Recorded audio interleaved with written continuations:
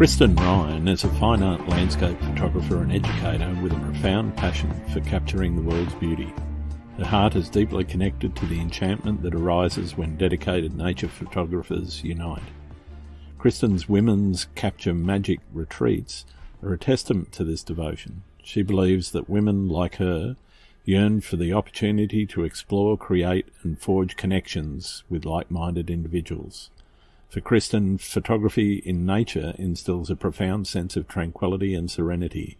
Her greatest joy lies in assisting others in capturing the awe-inspiring magic of Mother Nature through her teaching and the transformative experiences offered by her retreats. We talk about how her retreats came about, her creative process, and how landscape photography makes her feel fulfilled, along with a whole lot more. I hope you enjoy the show. G'day, Kristen. Welcome to Landscape Photography. How are you going? I'm good. Thank you so much for having me. Absolute pleasure. Thank you for taking the time to tell us a bit about yourself and your journey through landscape photography. I'd like to start there and find out a little bit more about how you got started, where the passion came from, and I guess tell everybody that's listening a little bit about yourself. Yeah, so I'm a Midwest photographer. I'm outside Chicago, and I would say my interest in photography and taking pictures has been a part of my life ever since I was little. I always documented life and travel, even from being a young girl. And in my travels post college and as I got married, when I had kids, I started taking lots of pictures of them. I think I was always interested in learning more about the art of photography and how to use my camera. I took a black and white developing class actually when I was at Northwestern for college, but it was an extra class. I didn't get to dive in as much as I wanted to, but so I have 4 kids. They're 17, almost 16, and then 12-year-old twins. And when my twins were born, I started really wanting to learn how to use my camera.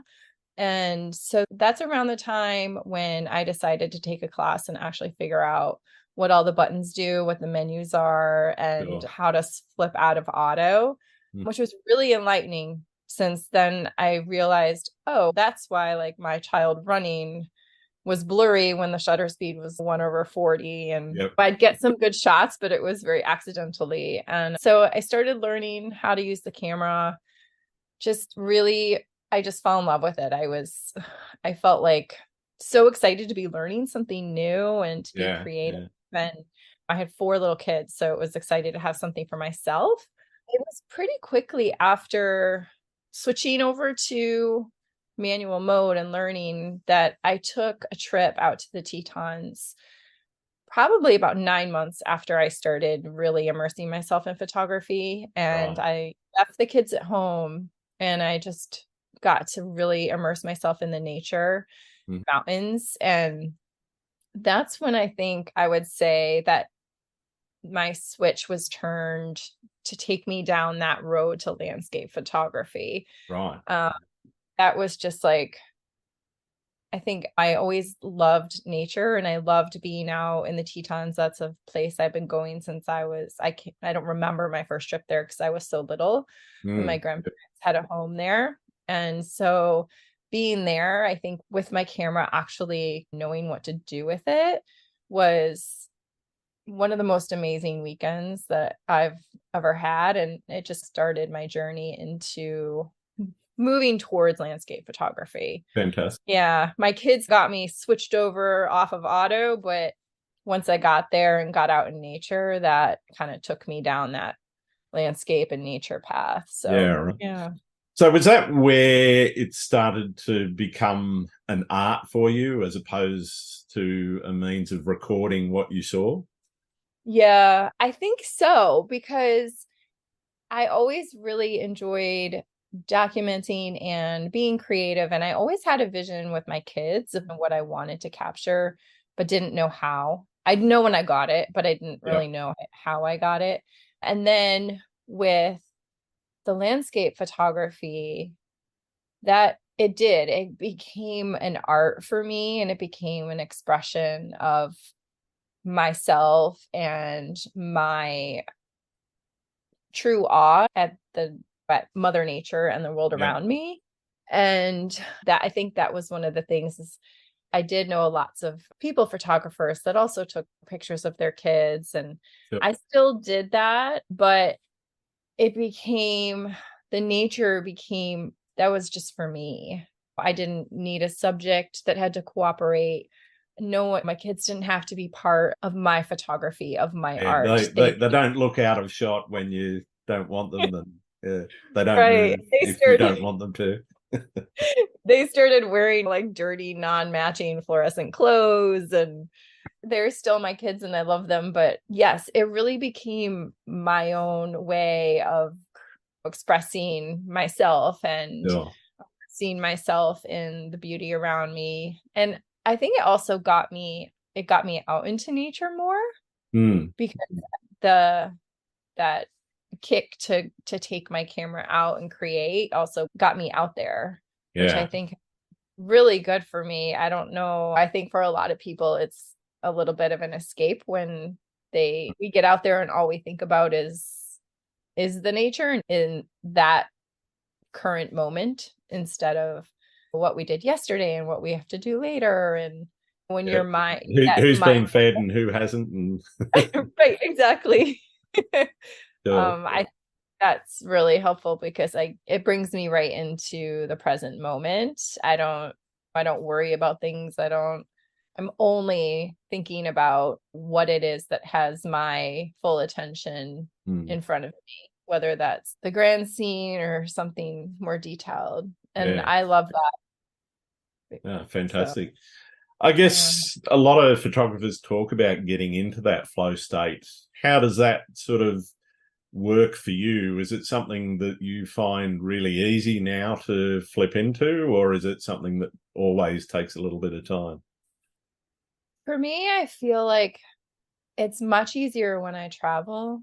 Mm. I don't get to do a lot of photography when I'm at home because it's harder to escape, Yep. and justify telling them I'm just disappearing at sunset or whenever. Sometimes I get to, but when I travel, it's not hard for me to, once I'm out there with my camera without other things that are weighing on me, then that's when I feel like I get much more calm.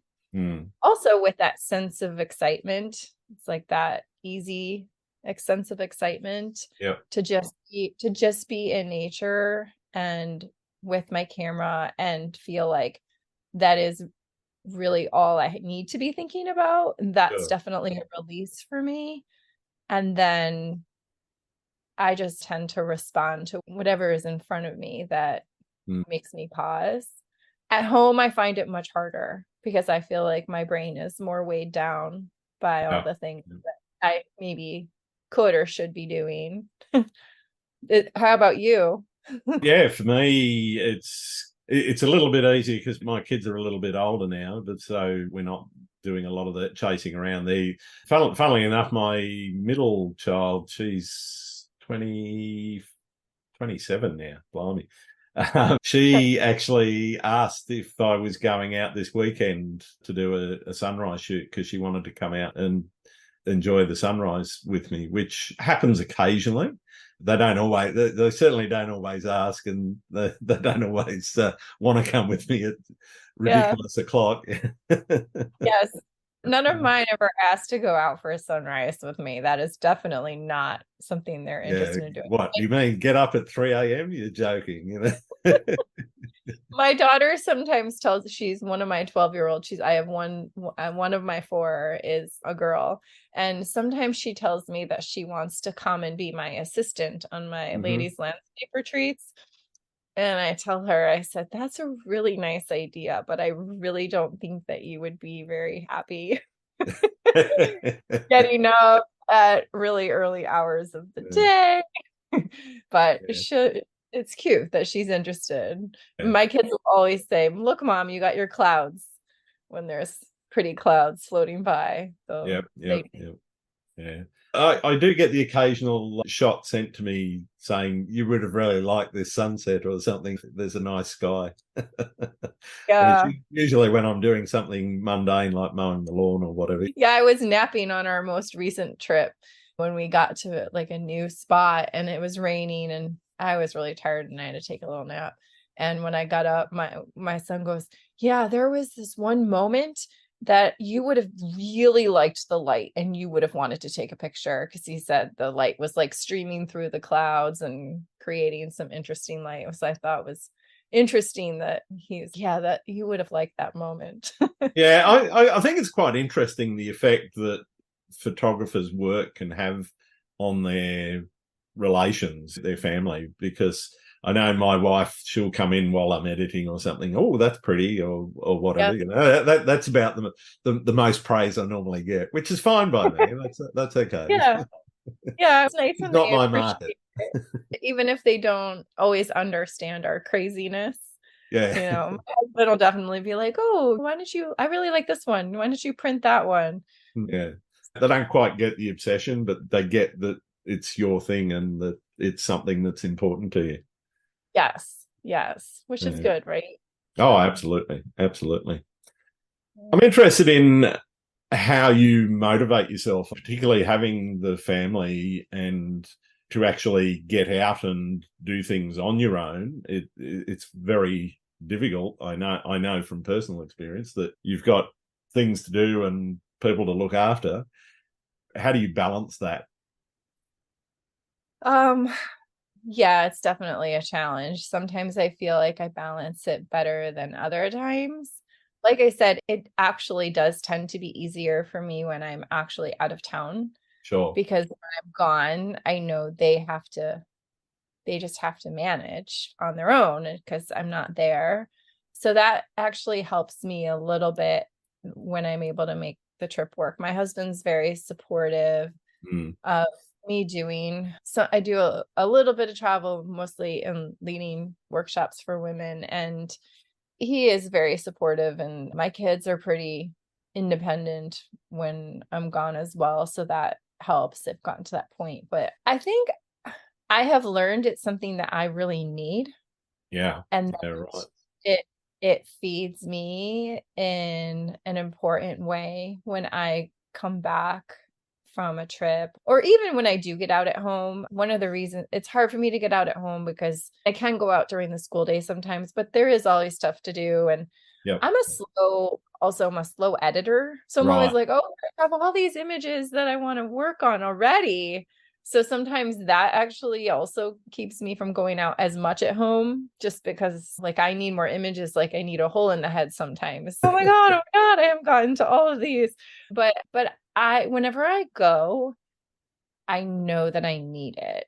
It makes me calmer and it makes me a better mom. When I go on my trips, I feel I have a really hard time leaving. I have a lot of anxiety before I go, but once I get somewhere and I'm immersed in the nature, I'm always reminded of why that's important for me to do. Yeah. And that it makes me a more fulfilled person, which makes me a better wife and mom to have something that is inspiring to me, is challenging for me, and is something that is just mine Yeah. because most Yeah. of the time that I'm home, I'm really focused on what everyone else needs.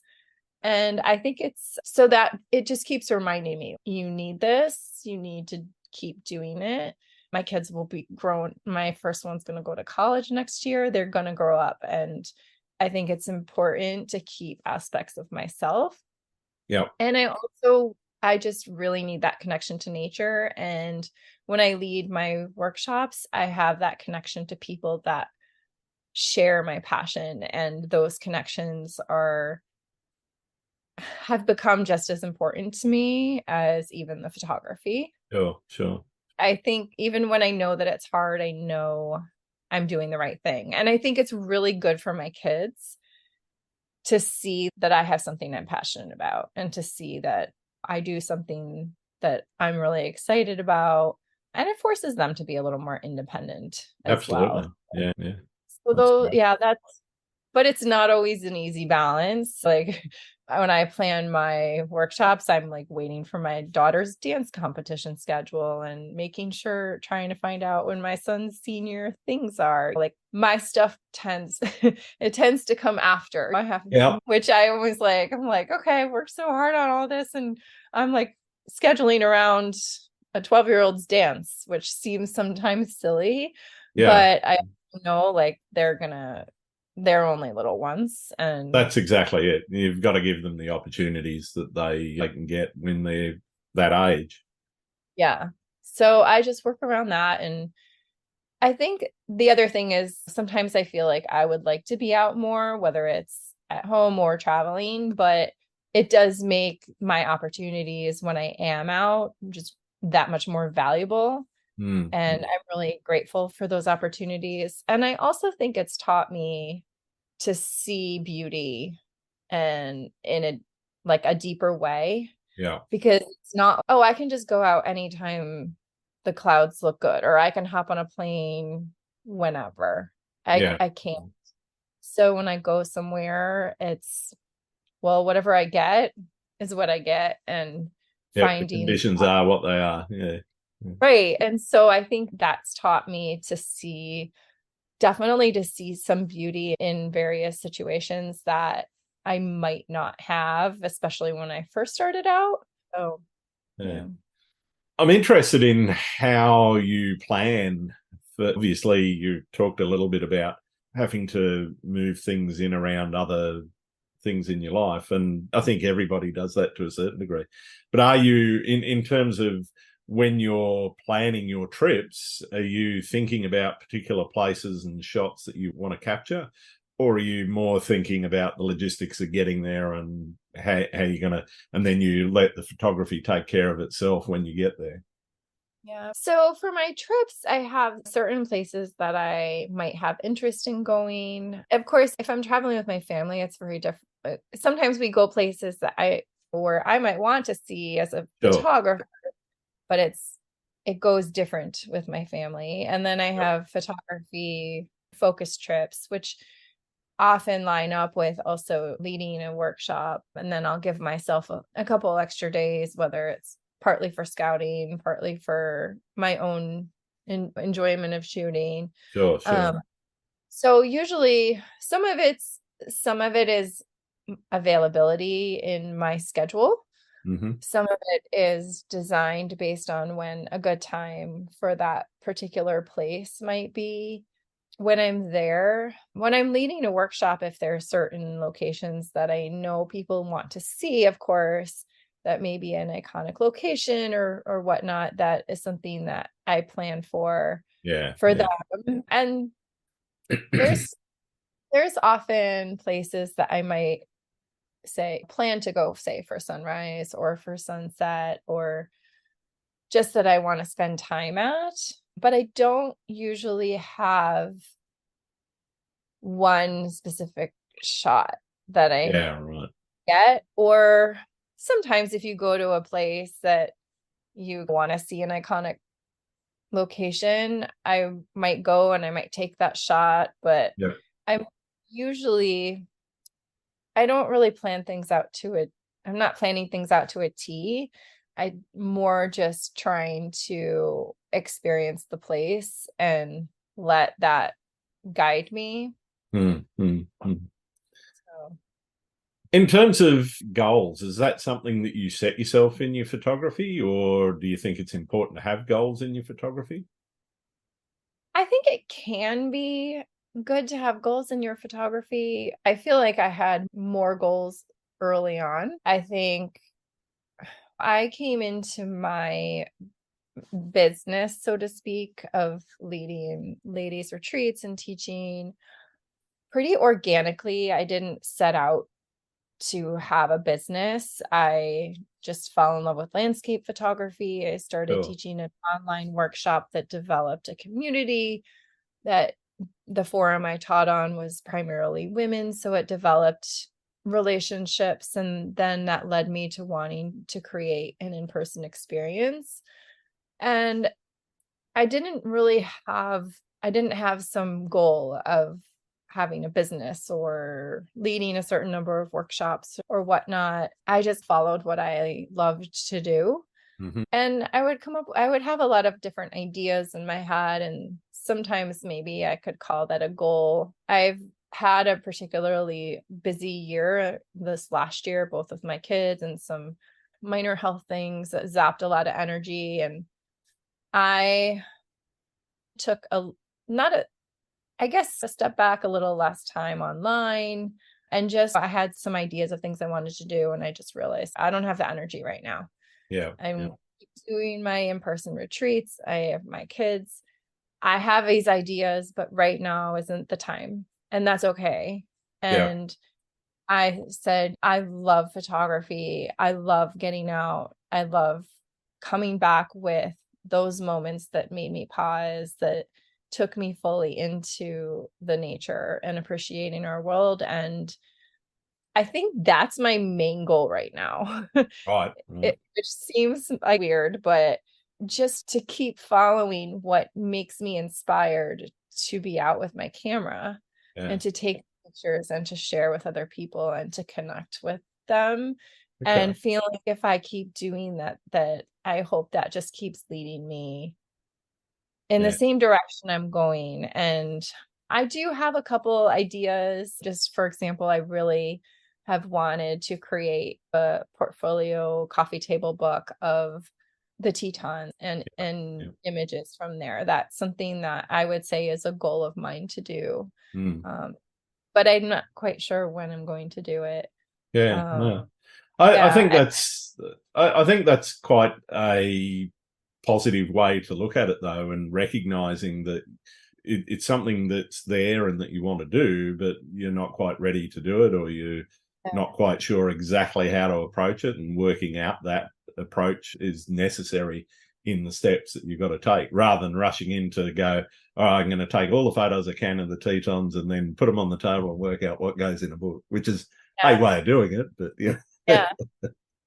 And when I like business wise, I have increased my number of retreats and I'd have ideas. Oh, I want to add one here, there. And, but then life didn't allow me to take Sure. another scouting trip. And I'm not very complacent. I'm always wanting to improve, always wanting to grow, do new things.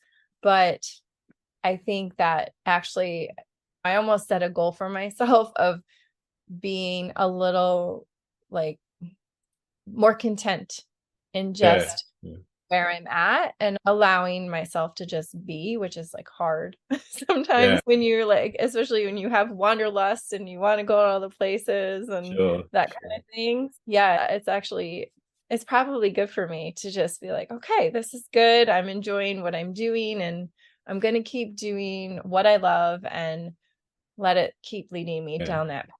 And I just I just feel like it's so important to keep shooting what makes you feel inspired and to help. If I can just keep helping people do that same thing for themselves in my workshops and the Yeah. people I'm with in my teaching, that's like my main goal.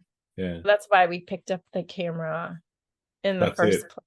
Yeah. So, So is yeah. that what success in your photography looks like for you, being content with it?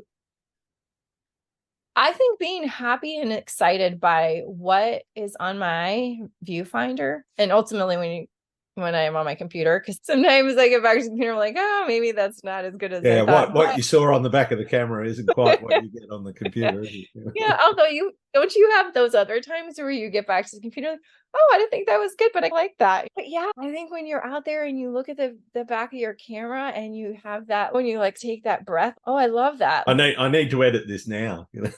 That's that excitement, that enthusiasm, feeling like, oh, look at that. And then feeling like what you got in the camera reflects that moment that made you excited. Mm. I feel like that's what it's all about, I think, for me. And to see that happen for like the ladies in my workshops when they feel like that is exciting. Yeah. Yeah.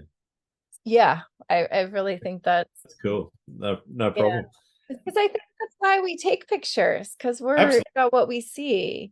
Yeah. And to have that feeling in yourself that you love what you captured is, I think that is the feeling of success. Absolutely. So, Yeah. No, that's great. mhm. For someone that hasn't seen your work before, how would you describe your style to them? And I'm interested in exploring a little bit of how that style has developed from where you started to where you are now and where you see it going. Yeah, I think it's always hard to describe your own style. Yeah, that's Um, why I asked the question. yeah, I haven't really thought about giving it words all that recently, but I think colorful, I tend to lean towards color. Yeah, Um, Although maybe not as colorful as I used to be. Really drawn to color, but I'm actually drawn to just light and softness even as much as the burners. yeah, yeah. I'm trying to think what words I would really use. I don't know how I would best describe my work. I feel like for me it's just reflective, but Yeah. Right. uh, I'm not sure. I don't Okay, know how that's fine. Not a I mean, problem. definitely colorful, but I do tend to I don't stick with one subject or one set of tones. Mm, I love the grand landscapes, but I've also become very intrigued with more intimate, especially intimate landscapes with my yeah. telephoto lens. Yeah, So I think I zooming into some of those details can be very rewarding when, both out in the field, just looking for those smaller compositions where tightly cropped into an aspect of the scene. yeah, I definitely find myself I when all the factors come together for a grand landscape, when you're sitting there and you're like, "Oh my gosh, this is amazing." Hmm. And it just takes your breath away. Like that kind of moment is there's no words when you're just speechless about how it all comes together. I love that. But I also just really love when there's various smaller stories within that wider frame that Sure. I can use a longer focal length and tell those different stories and capture those details. And quite often those, even if I'm like in awe of the grander scene, oftentimes I find that the smaller ones are my favorite images Mm, that I keep going back to. I do think I'm drawn, for me, there's a softness about my imagery.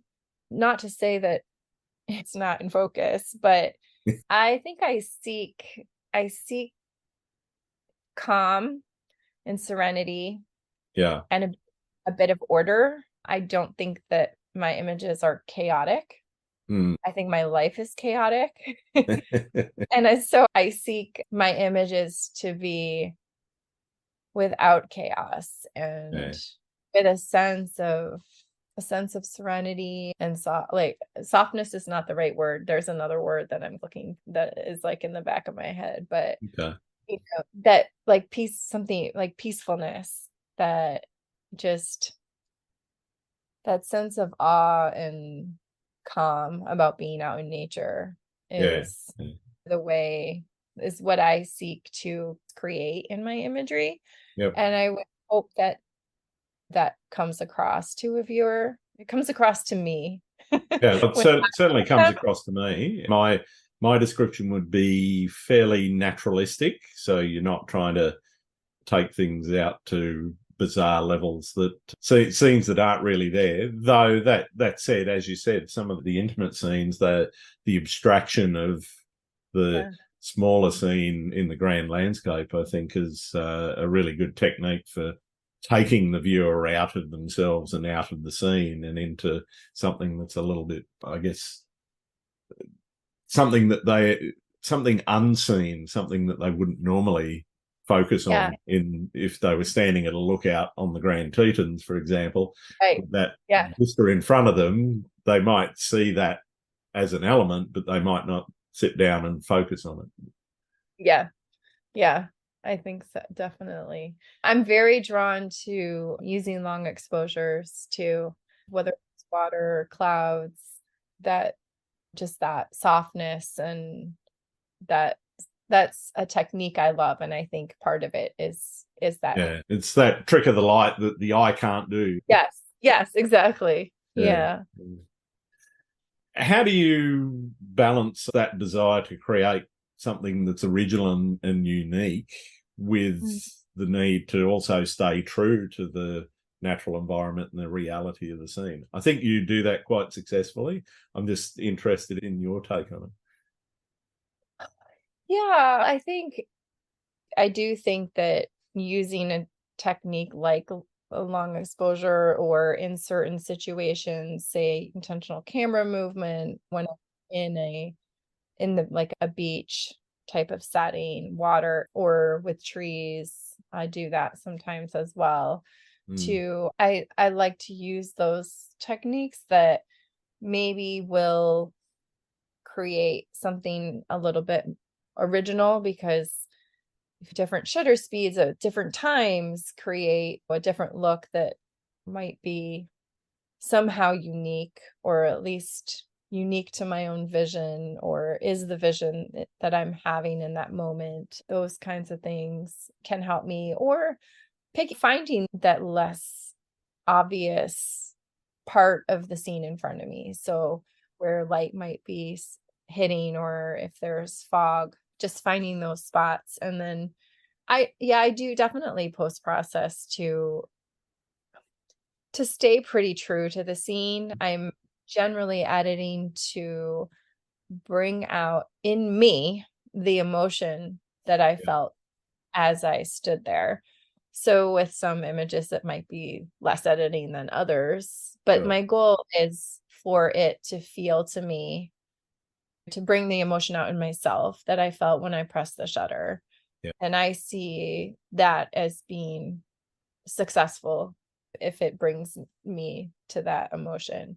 But if it is completely unrealistic to what I actually saw, then it wouldn't actually feel like, it wouldn't bring that emotion to me, because it would now be something that I Yeah. wasn't witnessing. But I think sometimes we do see things, we can have a vision that is slightly elevated from the reality, Hmm. if that makes sense, No, right? I know what you mean. Yeah. So, you can be standing there, you can see, sometimes I think we can see, oh, maybe this isn't as something as you might want it to be. As well, I can really see how you can play. This feels really moody to me. Yeah. And I Yeah. love that. Maybe You you're can editing. intensify that moodiness Yeah, you or dial it intensify, back. or you're right, or dial it back, or depending on how you felt in that moment and what you might want to express.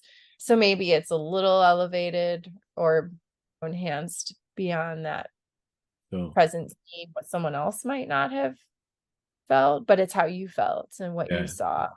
Yeah. I think you've already answered this question, but are you one that races home with a card full of images and straight onto the computer and get into them, or do you like to let them marinate for a while? I will say that, so I just got home from Glacier 2 Nice. nights ago. And once upon a time, I brought my laptop with me just so I could upload, as just so that they'd be on the computer. Now I've stopped just because it's too heavy. I have too much other stuff. But I definitely, as I was cleaning up my kitchen when I got home, I had my images uploading Yeah. to go through. I like to upload them, and I like to go through them all and delete anything that I really is not going to work, and to star some like ones that I envision wanting to go back Yeah. to. Tag the ones you know you're going to get into. Yeah. Yeah. But editing wise, like I take forever, and I flip between trips, and I don't even always edit my favorites right away, which I think is weird. So, I think some people think I'm nuts. So I was like, yeah, sometimes I won't edit like my favorite till a long time later. And they're like, what's wrong with you? And I'm like, or sometimes maybe I'll edit one but I won't share it for a long time. Yeah. And I think the reason for not editing it, some of my favorites, I think it's just because I love them so much And it was such a special moment that I just want I want to keep it to still happen. It's like I want it to still be able to go back to it. And once I've edited it, it's Done. Yeah. almost done. Yeah. I know it's so strange, but I don't know. It's a positive and a negative, because sometimes when I'm like going to do a webinar or something like that, and I'm like going back searching for a particular kind of image, Yep. and I'll be scrolling through my catalog, seeing all these starred images, and I'm like, oh my God, I'm like never going to get to them. It makes me sad. But at the same time, like I love that I can go back to and something older, and it takes me back to those moments.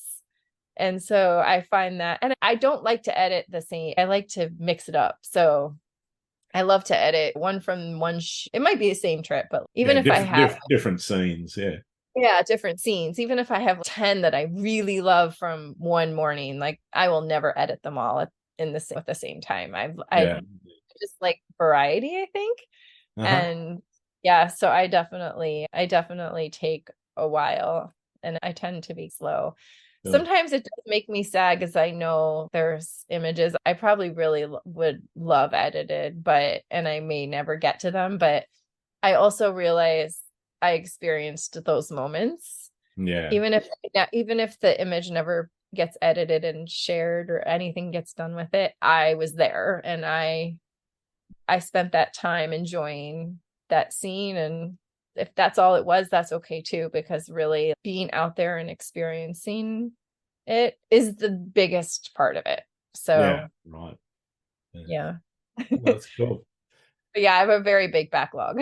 I don't know too many photographers that don't. Yeah. I know some people, they come home. I've had people diligently go through everything, and yeah. They're like, here's my album. 2 days later, I'm like, how did you do that? Yeah, I'm the same. I've got trips from last year that I want to do books for, but it's like, I'll get to it. And these aren't books that I'm going to publish and sell. These are just for me. One of the things I like doing is creating photo books that we can, instead of doing the old photo albums. And so it'll be a mix of snapshots and some of the ones that I've spent a bit of time creating some art. But I've got about three trips in the last couple of years that I still need to do books for. Yeah. Do you tend to get started right away, or what do you do? Yes and no. It depends. It depends a bit on what's going on in life as well. Sometimes you get back and it's like, all right, all I'm going to do is just make sure that they're backed up onto the computer, and then I've got cloud backup and other storage here, so that at least it's backed up. It's not going to disappear. Yes. So that if I drown the camera with the card that's full of shots, I'm not going to lose anything. But yeah, beyond that, sometimes I will get in and I will do an entire shoot all in one sitting if I can. But there's other times when you just can't do it. Sometimes like you, I want to savor that one a little bit longer and leave it. But mostly I will go for the bangers first. Yeah. Yeah, I definitely pick out some favorites, but sometimes there's been a couple times where I've had images that I just feel like they're so special to me that it takes me a little while to share. I may edit a couple times, I've edited them, but I'm like, I'm not ready to share it yet. I just want to keep it for myself. And it's just, particularly we just got back from Fiji. We did a week over there. Oh my gosh. And some absolutely stunning scenery and whatever. But I was there for a week, and I think I took the camera out 3 times. Is it the first time you've been there? Yeah. Okay. It wasn't a photography trip. We were there for a friend's 50th, so that was the focus. But I took some shots. I'm happy with what I got. I'm just now I didn't edit any or anything. I didn't, like you, I wasn't going to pack the laptop and take it with me. It's a couple extra kilos. I think you're much closer. You're much closer, I think, to Fiji than I am. Oh, yeah. It's only, I think it's about a 5-hour flight. I told my husband that when my youngest 2 go off to college, that's where we have to go. Oh, definitely. I'd recommend it. It's a stunning place. People are fantastic. It's amazing. And we did quite a bit there, did some trips up rivers and things to waterfalls. And Oh, wow. I didn't even take my phone with me on that trip. So all the photos that I got from there were from other people who had waterproof cameras and things, because I just wasn't going to take anything with me that was going to get wet. It sounds amazing. That Yeah, sounds oh, amazing. it was. It was an amazing trip. But getting back to you and your stuff, I'm interested in talking a little bit about the workshops. How did that start for you, and how did you start developing that into your business? Yeah, so like I mentioned earlier, I had started teaching an online landscape photography class. It was back with a forum called Click and Mom's company, and they had some photo classes, and I had taken some classes with them. And then, when I really dove into the landscape photography, and they didn't have anything like that. So I started teaching, I pitched a class to them, and so I started teaching this 4-week online class. And Right, I started teaching that in 2014. right, right. And so I had taught it twice a year. And after a couple of years, it developed. I had a Facebook group for alumni, and it just started developing friendships and relationships. And Nice. I started feeling like I really wanted the opportunity to be able to work with photographers in person and in a place that was really inspiring, and to Sure, just sure. to have my at the time I looked out there, and I don't know if there were any workshops that were dedicated to women, run by women, but I didn't find any. And I felt there were a lot of women that were wanting to do more landscape photography, but were maybe intimidated to go on some workshops, maybe scared to go out alone, and they again go on family trips, but their family wants to eat dinner during sunset and all these things. The same company, Click and Moms, they had a conference that I went to and taught at. So when I went and taught at it, and I connected with these women, but we only had an hour and a half in the middle of the day, I was like, really need more time. We need to be in different location, because the location I was able to teach wasn't necessarily what I would choose for landscape photography. Yeah, I just felt we need more time, and we need to be in a place where we really want to do landscape photography, and to have a small group of women that can come together and connect about our passion and to get out and shoot together is something that I felt like there would be a lot of women who would be interested in that. With my history in the Tetons, I was like, I could lead people around on a workshop tomorrow. I'd spent so much time there. I'm like, obviously there's a lot more that goes into planning a workshop, but yeah, I, I had this vision for what I thought it could be. I've finally planned that and made it happen in September of 2017. right. And it was a success. And so I did it again in 2018, and it sold out in a couple hours. Nice. So then I decided to add another retreat there at a different season, and those sold out even quicker. I just loved it. It was everything that I hoped that it would be. It was lots of work, but really it just felt like every time I go, I feel like this is what I'm meant to be doing. It Yeah, feels just connecting with all the women and having these opportunities. It's really rewarding. So I've added some location. I ended up after 2019 or in 2019, adding some locations. So I've built up over the last couple of years. I've done 6 retreats each year. And fantastic. yeah, so I think it's I started since I started, and people who kept responding so positively, just adding from there as the interest increased. And I've had so many women come back to multiple retreats, Hmm. which has been especially rewarding, because one of the main reasons that I started it in the beginning is for that connection and community. So to Yeah, have yeah. people who wanted to come back and sometimes it's the same place, sometimes it's a new place, but it's been very special to deepen the friendships and to see the ladies grow with their photography. Fantastic. What could somebody expect to experience on one of your retreats? So we spend all of our time as in the field as much as we can. It's not really a classroom environment. We're just being in the locations that we're at. I try to maximize our time in the field so that we're really getting out and shooting as much as possible. We'd spend as much time like meals together. I'll try and give people some downtime.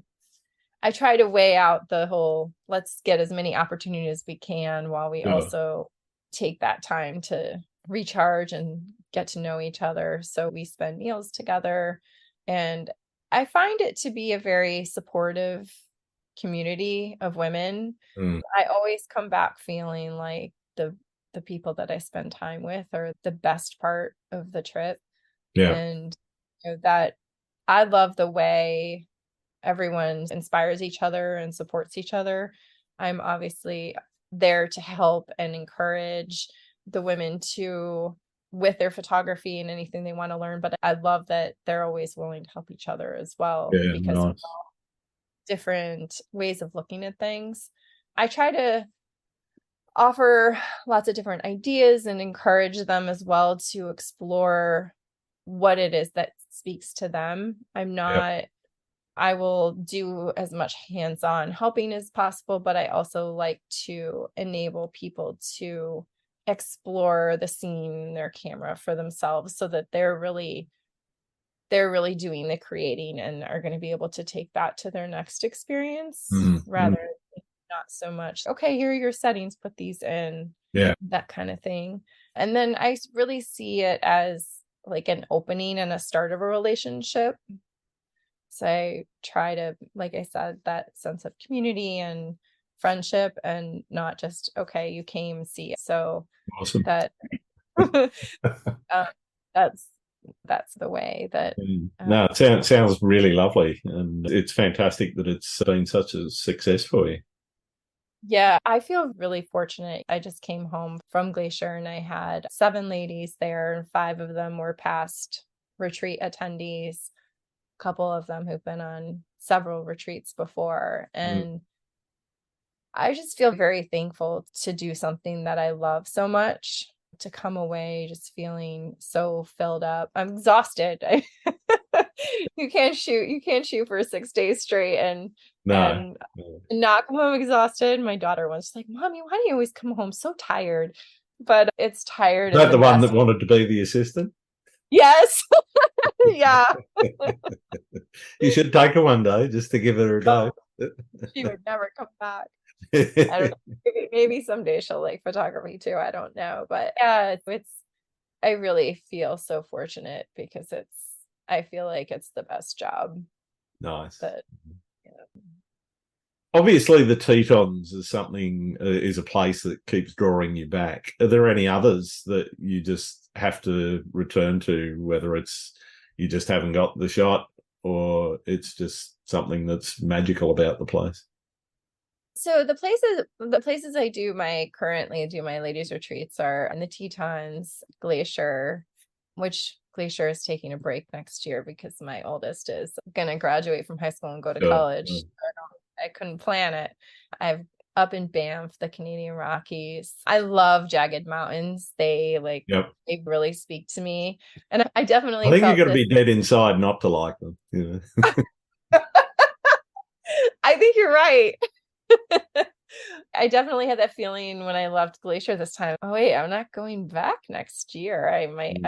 But I already was inquiring, when can I book for 2025, because I need to know when I'm coming back. I know it's the right decision not to do that one next year, but I also love the ocean. I love water as well as mountains. Yeah. When you can combine the two, whether it's lakes or ocean. So I've done a couple years a retreat in Hilton Head, which is a totally different vibe, more relaxed. We all stay in a house together, and I've done Chicago as well, which Chicago, I live outside Chicago. So it's just, I've done a weekend workshop, and Chicago is a fantastic city to photograph. But the mountains and ocean really are like, I really love. Kauai is a place that I've been a few times, and it feels like I could just stay. Certain places that you go and you just feel like that you enjoy going and you have a good time, but you don't necessarily feel like you have to go back. Kauai for me is one of those places where it's, I got to come back again. I can't not come back. It has to happen. So that Kauai definitely is one of my heart places. I haven't been for a couple of years now, but yeah, I will be back there for sure. I often ask if there's a place that you've been to that you'd like to retire to. Is Kauai that for you, or? Well, that's one of them. My family and I just went to the Lofoten Islands in Norway. And we went to Sweden because my dad's 100% Swedish, and I wanted my kids to go to Sweden. So we were there, and then we were in Norway, and those islands were really incredible. I would love to go back there and spend more time photographing. I did some photography, but it was more of a family trip. So that's definitely one place I'd love to go. And I'd love to go in the winter because I love winter landscapes. But so that's one place. I definitely have other places I'd love to go back to as well. Kauai is one of those places where I feel like I could just go and stay and just not leave. You know, there's something that's it feels, of all the places I think I've been, it has a similar feel to me as I feel in the Tetons. Like, one of the things I love about the Tetons is how majestic and magical it feels, and yet the valley feels intimate to me. It's not like Glacier is amazing and the mountains are incredible, but it's a huge park and the mountains are just kind of everywhere, which isn't necessarily a bad thing. But the Tetons there's an intimacy about them to me it's just a little smaller, not quite as much dry, like it just, I don't know, I think that's like the homebody in me. Because I'm like, I have this wanderlust, but I'm also a homebody, which is weird. I feel like it's weird because I'm like, I want to go here and here, and yet I'm also like very much of a homebody. Happy to stay at home though. Maybe it's the introverted part of me that's the homebody, and then it could be.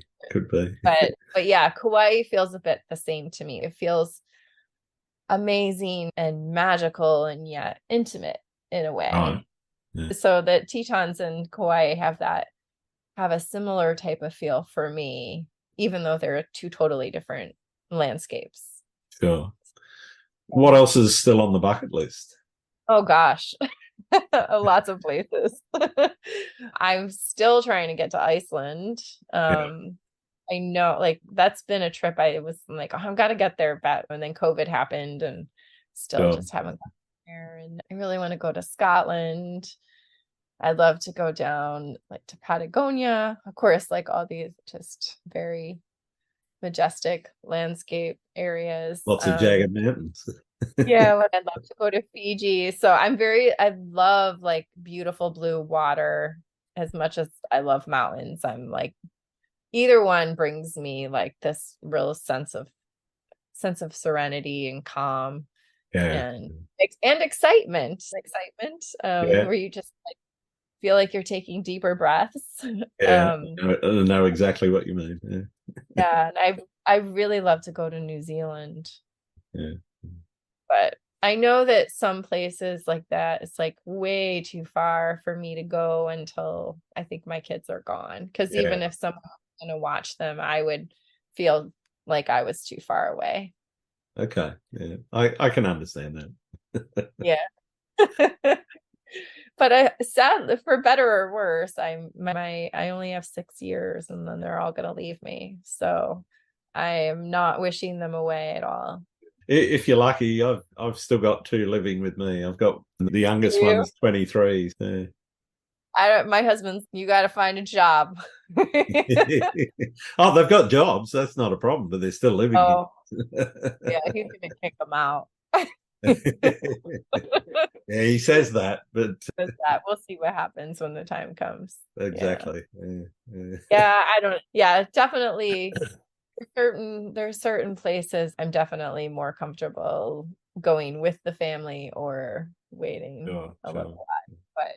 But yeah, I have lots of places I'd love to go. I've never even been to the Grand Canyon, which is Oh, crazy. wow. Okay.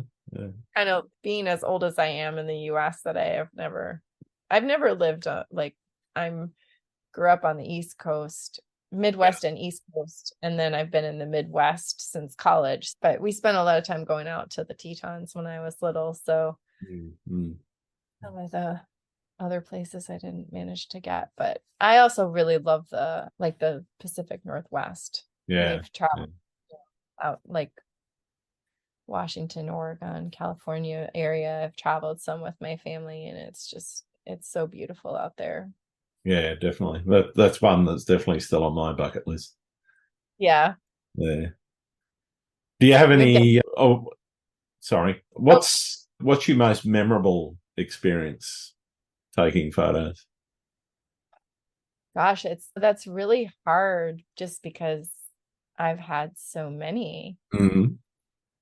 My That first weekend in the Tetons after I started learning is really memorable to me. Sure. I do have an image printed in my family room that from the fall of 2012 Hmm. that is it feels like definitely one of those turning points where Right. just nature astounded me. So I do remember from that weekend, the first day I got out there, I was by myself. My mom met me at my grandparents' house for the weekend, but she didn't get there the first day. And I Mm. went on one of my favorite hikes and just took my camera everywhere. And I don't even think any of the pictures were that amazing, but just being out was amazing. I remember thinking this is the best day I've spent by myself in I don't know how long. And I remember that along the river behind my grandparents' home was like this tree that had already turned colors, and it was sitting at the end of the river, and it was just beautiful. Fantastic. And then when my mom came, so my grandparents' property, which is sold in 2016, but back when they bought it in 1969, so for many years there was behind the house was what they called the meander. And it was like a tiny little creek, and you could step over the rocks and you wouldn't approach getting your feet wet. In fact, my Sure, mom sure. said that they could barely even find it for a while. Like you had to look for it. And my grandpa would hike far back to the main channel of the Snake River and fish every day. So he went over this meander. The Snake River, which, twists and turns, Yep. it turned. And so what the meander became like an actual like rivers and like Right. real part of the river Yeah. behind the house. And so for many years it would be up to your chest. So you couldn't just cross it. Wow. And so in 2012, it was really low. And so that weekend, my mom and I were able to cross it and go hike all the way back to the actual main channel of the river. Right. And we did some photography, and then we noticed a storm was coming over the mountains. So we turned and we left, and we were walking, and I just turned to look back at the mountains where the storm was. And the sun was coming through, and it lit up all of these golden grasses. Fantastic. It was amazing. So I took a picture of it.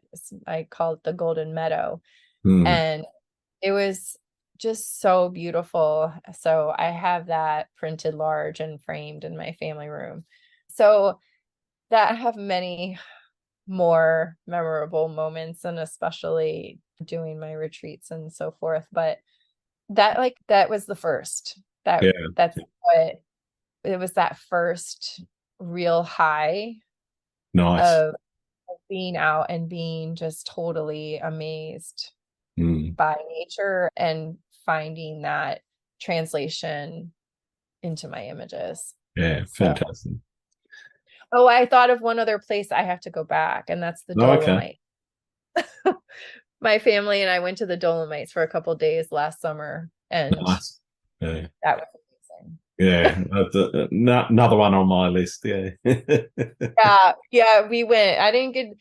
We had to compromise about leaving the Airbnb at sunrise though, instead Right. of Yeah. getting somewhere at sunrise. Yeah. But so yeah, that was definitely a that weekend in the Tetons was memorable because I think it's what got me hooked. Mm. Everyone has those moments when they're not inspired and they have that challenge of trying to get themselves inspired again. How do you go about that process of re-inspiring yourself when the creative juices just Yeah, aren't flowing?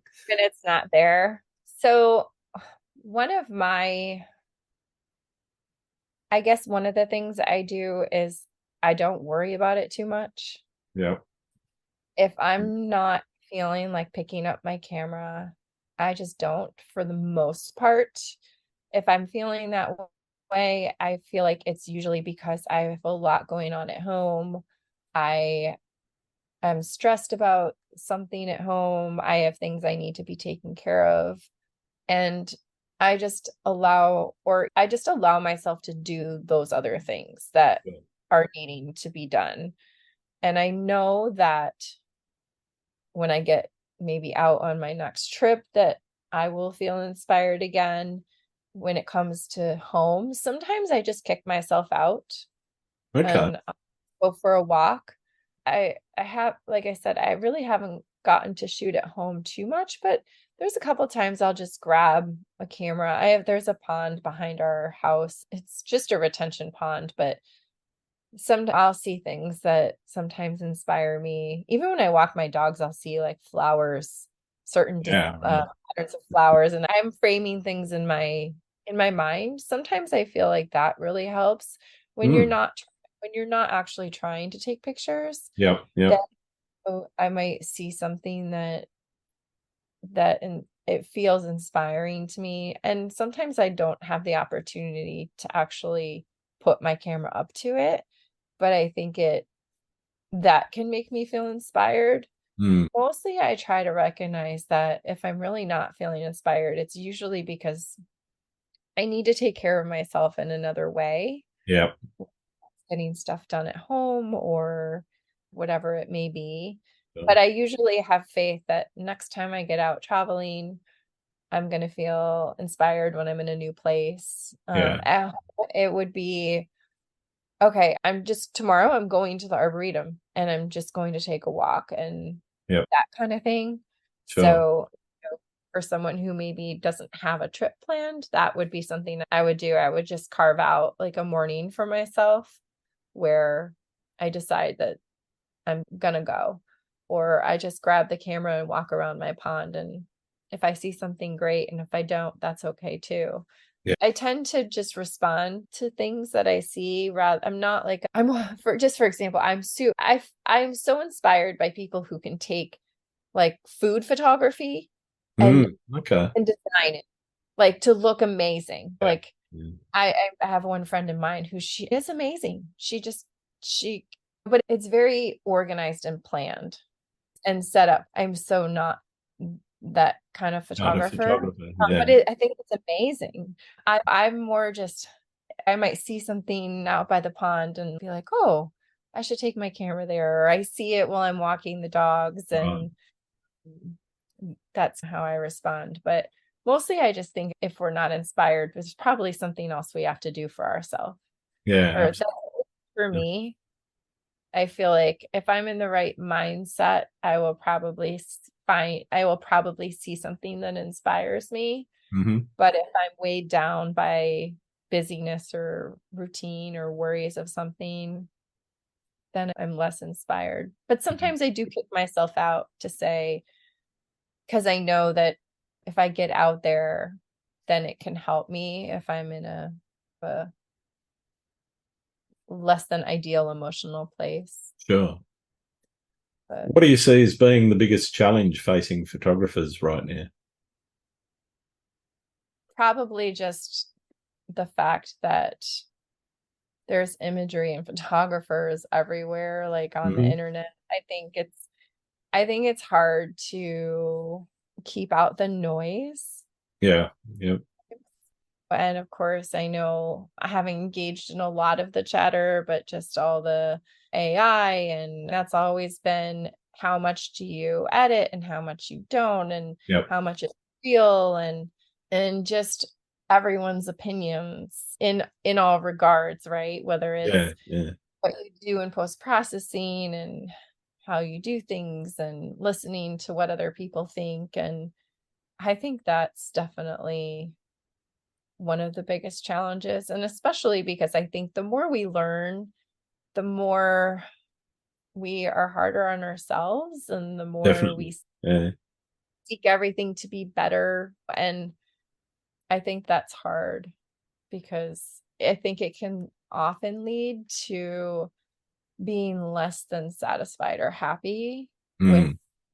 imagery and I think that is a little bit sad because I think that when we get out in the nature and we're experiencing something beautiful to end up coming back and just being dissatisfied with our images when we were in this amazing place and experiencing beauty, that's really unfortunate.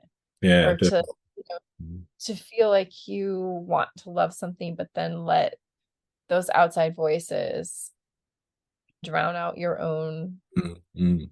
excitement. Yep. And I think social media is a double-edged sword. I Oh, mean, it's absolutely. Yeah. I got a all of love-hate relationship with it. right, yes, but I think all those things are one of the biggest challenges. We start out picking up a camera and be like, "Oh wow, look at this," and then it just becomes this isn't this and this isn't this, and Yeah. And I you get yeah, you can get so didn't picky. nail the composition. I'm slightly too far left or too far forward or whatever, too high, too low. Yeah, I think that's which it's good that we see things and we Sure, learn sure. from them and How to improve next time, but yeah, right. Exactly. But I also think it's important to be able to say, yeah, I might do that next time, but I love this anyway. yeah, yeah. Totally, You know, totally get that. Yeah. yeah, I think that's you don't have to just totally discard an No, image. Just maybe you're not going to submit it for a competition, but really, I don't know. I'm not that concerned about a competition. I'm not really sure. into competitions. I don't even know when they happen. Most of the time I like, oh yeah, I didn't know about that competition, but Yeah, not that I I'm always surprised to how many there are. Yeah. yeah, I sometimes I think I live under a shell because I'm like, I didn't even know that competition existed, but I don't know. I think it's what determines the value of an image. And there's a lot of things like I don't think it has to be a competition winner or a scroll stopper Yeah. necessarily to have a lot of value. So I think it's for each of us to decide which images have value for us and to not obviously if you have to make your living then with your selling images you have to care what's going to sell, Yeah. can't dispute that, but outside of that, yeah, I think I don't know, sometimes I just hear too many people unhappy with or Yeah. not feeling confident enough in what they're creating, and Yeah. I think that the more you get around other people that do it, the more sometimes it can push your own feelings down. And yeah, I think that is a challenge for a lot of people. And I think sometimes depending where we're at on any given day, anyone can fall victim to that where you're Totally. Yeah. having a good day and What about the future of photography? Where do you see it going?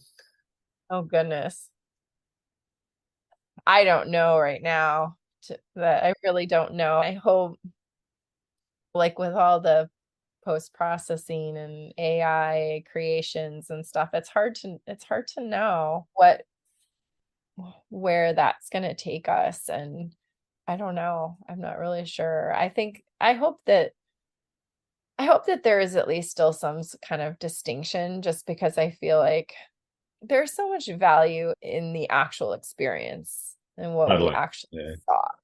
And I don't necessarily like, I don't have a judgment about AI created art. And I think some of it is just really neat. And very visually appealing. And I Yeah. think that digital art is an art. And I don't think that's necessarily should be discounted, but being out in the moment and capturing, creating imagery from our cameras that actually reflects the moment is also, to me, really valuable for Yeah. the creator and for Yeah. others who view it. I So can see AI impacting commercial photography, possibly yeah. even the modeling industry, Uh-huh. probably much more than it will the landscape photography, because, as you said, that authenticity of being out in nature, being out in the field itself, and that experience Yeah. has a value of its own, which similarly can't be. Yes, I could type in a prompt that will give me a beautiful shot of Lofoten, for example, but I've never been there. Right. So And what what I'm meaning missing is that out going to on have is for the journey there, the cost and the value of actually putting myself standing in that place. And for me, I see that in itself has intrinsic value in photography. And I don't think that's going to disappear. I can see, though, if you're a photographer for Coke, that the advertising gurus there will say, okay, he costs this much. I can type a few words, or I can pay somebody a lot less to type a few words and give me an image that looks much the same. And Yeah. so they're going to make commercial decisions around that, which I think are going to have impacts on the industry. Yeah, I think you're right, because when it comes down to it in a situation like that, it's what is going to sell, what will Exactly. market our product the best. Yeah. And I can see also how that takes photographers of any genre, including landscape, down that path. Because Oh, totally. Yeah. let's face it, if I go out, there's the elements. I had a blog article. I said there's our craft, all the technicals, there's our vision, there's our opportunity, Mm-hmm. and then there's an element of luck. Totally. And if two photographers go out to the same place at the same time on different days, and one gets like this The amazing rainbow storm, appears. lightning and rainbow and the magic unicorn, and Yeah. then the other person goes out and they just have rain or a total clear sky, one's, if they're pretty, both very competent photographers with good vision, one's going to get these jaw-dropping images and the other's not as much, right? Yeah. Yeah. It'll be good, but not as eye-catching. So you can understand where maybe that photographer didn't get the great weather or conditions, wants to like enhance their image if they know how in post-processing, because so now they have this more dramatic image that they can get followers and customers and whatnot. It's totally understandable. Yeah. And you get that. But at the same, I know I don't do that with my images, not because I don't necessarily know how, or because or because I think it's wrong. I'm like, if I do that, like, it's no longer the moment that I was Yeah. there. It's Like, not that I don't, experience. It's not a right. reflection of that experience. Yes, it's not a reflection of my experience anymore. And so when I would look at the image, it it would feel like digital art and not the Photography. experience. Yeah. Yeah. So while again, I don't necessarily think that it's wrong to do it, it's just not something that I do, because when I'm creating, it comes from the experience, from Yeah. my joy and feeling of being there. Yeah. So Exactly. I think that's where it comes in, I think, to whatever each artist chooses. But I see the argument where people say one's more true Totally. capture photography and one's more digital art, Yeah. and Yeah. no judgment to where you go. I like to play with certain concepts. Like, I've done some, not a ton, but a little bit of like in-camera multiple exposures. Yep. My Nikon can do that. I actually also have a Sony. Sony can't do that. So you actually would have to put them together. So I'm not I wouldn't say I don't do any kind of creative processing or anything. I don't want to go where it's not my own experience. Yeah, I've gotcha. I think I know some people can get pretty heated about each side of it. I'm not Definitely, really. definitely. I feel like each person to their own, and this is what I do and this is why. Cool. Yeah. Yeah, but you're right about the commercial stuff, because I think it's whatever There's some they're selling significant their risk there. product. Yeah. Whatever they think is going to sell their product is where they're going to spend their money. Absolutely. It's going to come down to that commercial decision. How can I do this cheaper another way? If I can, I'm going to do it. And Yeah.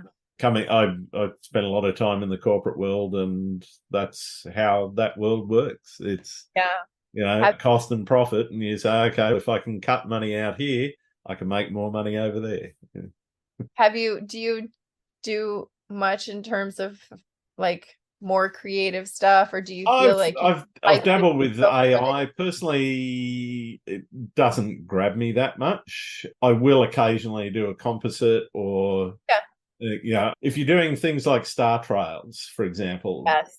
Yeah. to pull that entire circle off, for example, Right. you can't do that with a single image. Nope.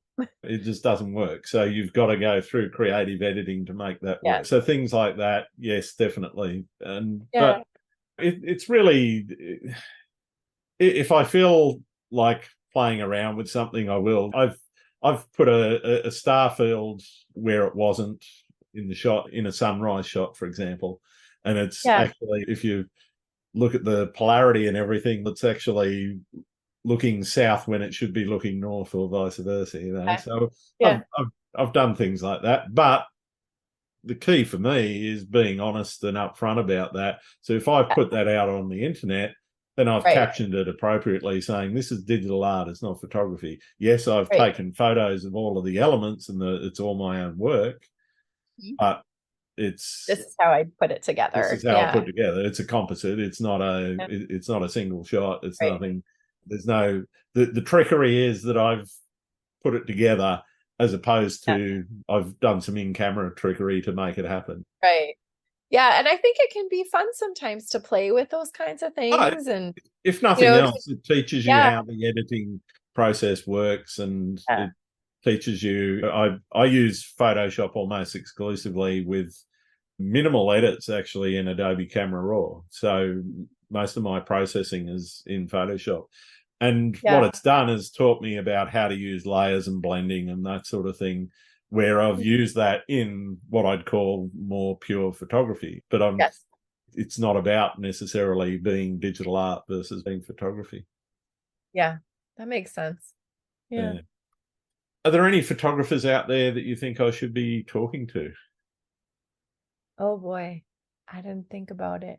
I didn't look at your list of who, like, check and see who you might know. I'll just throw a couple of names at me. We'll work it out. Have you? You probably already had Jennifer Renwick. You probably already have. No, I haven't had Jennifer on. I've got her on my list, but I haven't actually spoken to her yet. Okay, she's inspiring and also a great person, friend of mine. I don't know if you are familiar with Beth Young. I've seen some of her work, yes. She's a friend of mine. I think she's really inspiring work as well. She does some great landscape photography as well as more intimate nature shots. Fantastic. That's fine. That'll do for now. My head starts swimming with photographers. I know, yeah. It is an unfair question, because there's so many people that you could name. Okay, who are two people that come straight to my head? It's been absolutely wonderful talking to you. I've got one more question for you, and for many of my listeners, it's the most important question I ask, and I ask this to everyone. Do you like pineapple on pizza? I'm okay with pineapple on pizza. I don't usually order it. However, I'm the same. I like it. So if my pizza has pineapple on it, I'm good with it. I like pineapple and I love pizza. So I will eat pineapple on pizza, and I did know you asked that, but I hadn't thought of it I wasn't thinking about it. Yeah, I totally got off. Like I knew you asked that, but it was not on my brain. The one I don't like black olives on pizza. Oh, really? I don't mind an olive. I'm an olive person. What And about anchovies? Some people are really anti-anchovy. I don't love anchovies either. Yeah, if they're there, I won't pick them off. I'm okay. I'm okay with most things on Yeah. pizza. But I like most of it. Otherwise, I like most veggies, and I like sausage. I like Cool. pepperoni. Yeah, pizza's my favorite. Uh, all Yeah. right, it's been wonderful taking some time to talk to you about your work and about how you do things. Where can people find your work? Yeah, so my website is kristenryanphotography.com, and that's Kristen Ryan Photography is my Instagram as well. So those are probably like the two main places to find me. Fantastic. Thanks very much, Kristen.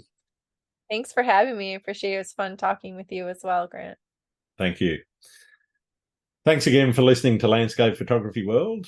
I hope you enjoyed the show, and keep listening because I'll be joined by some great guests in upcoming episodes. You can find my work in this podcast at grantswinburnphotography.com. I'm also on Vero, Twitter, YouTube, Instagram, and Facebook. I'm Grant Swinburne. Hope to see you out shooting soon.